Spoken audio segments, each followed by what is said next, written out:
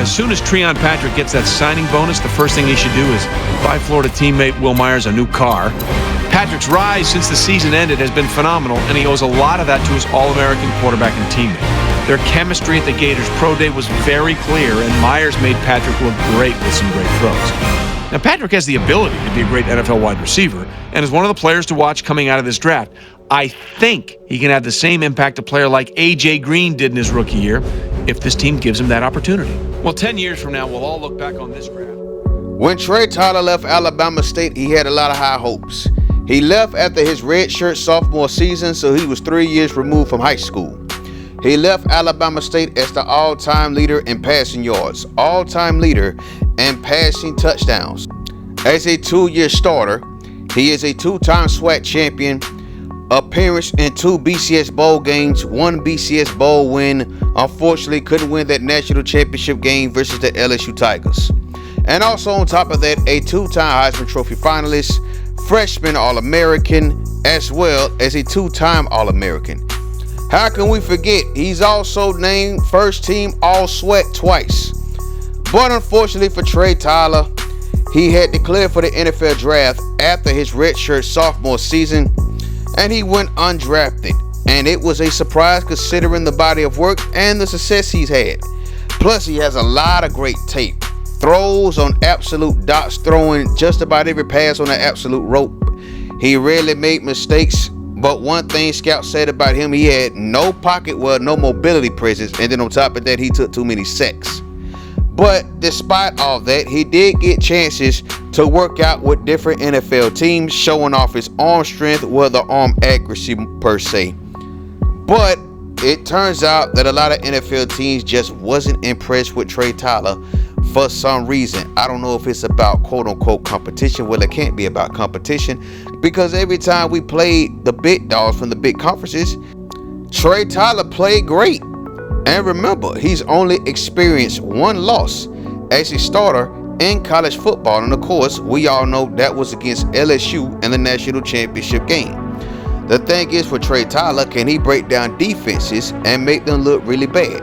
That's a nice pass right there, though. He's showing promise, but eventually he would need a chance. And he got that chance with another team in Florida.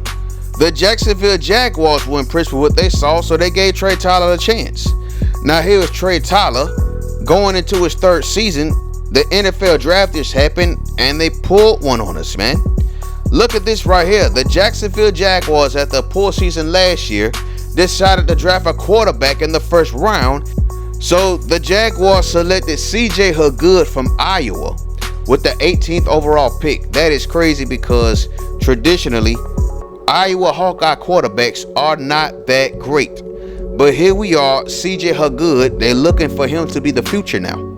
And he comes in at 79 overall. Now keep in mind, Trey Tyler is still 3rd on the depth chart, and he's at 75 overall. But also, this is also alarming too. Chad Henne is no longer with the team. They decided to part ways with him. They're giving him what, $4 million? CJ Hagood, that is. So let's take a look at his contract and his skills and his traits. So as you see, he has a 4-year deal worth up to $4 million. Total bonus of 4.40. I guess that's with incentives. Now look at this right here, man. Look at his traits. Doesn't throw the ball away. Pressure is oblivious. Forced pass is conservative. No clutch gene. Very poor as far as consistency, but he does have good confidence. And usually when you have confidence, you can just about overcome anything, even though it might not go your way, but eventually you will overcome it.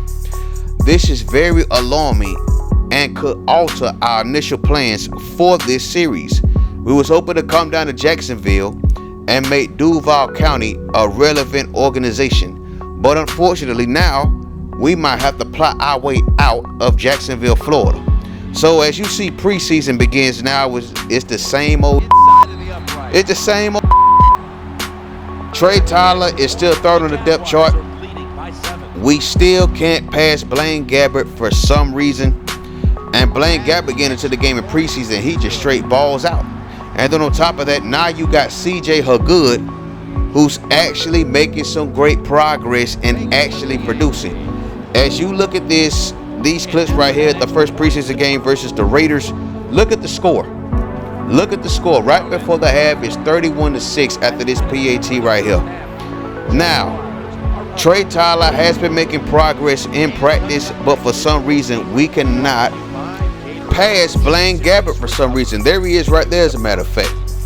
So we win the first preseason game of the season, but again, we're not getting no action, and it's really starting to piss me off now. But what's really pissing me off more is the fact that we can't pass Blaine Gabbert on the depth chart. He's at 75 overall. Trey Tyler's at 75 overall. We have better deep ball accuracy than Blaine Gabbert. We have better medium ball accuracy. We'll take that back. We're just about the same, both at 75 as far as medium ball accuracy or medium range accuracy. But Blaine Gabbert is like what, in the 80s as far as short ball accuracy. But overall, we do have the better arm than Blaine Gabbert, especially with throw power. So as you can see here, Blaine Gabbert just balling out, throwing 5 touchdown passes. Look at Kurt Warner though. He comes out of retirement and signs a 1-year deal with the Seahawks.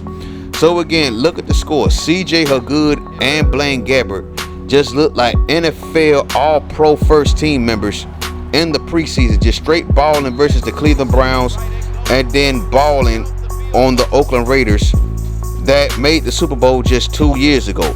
So now we're going into the third season of preseason, and we're still not getting no action, but the Jaguars are loving their new investment. CJ Hagood is just 20 years old, a rookie fresh out of college, and he's from Iowa. That still kills me right there, considering the Iowa Hawkeyes in real life don't have great history as far as quarterback play. And then look at this. Devin Hester, who's going to be a future Hall of Famer in real life, signs a 1-year deal with up to $5 million with the Miami Dolphins, and then Matt Hasselbeck is now with the Philadelphia Eagles. So the Jacksonville Jaguars have invested into a new quarterback, and he's not far from 80 overall. And it looks like, yeah, our future might not be in Duval County, man. We're going to have to look someplace else. We're going to have to look around the NFL and look at all the quarterback depth charts and discover where can Trey Tyler go, where he will get a chance to become an NFL legend. Just get some playing time in. We're not even worried about being a legend right now.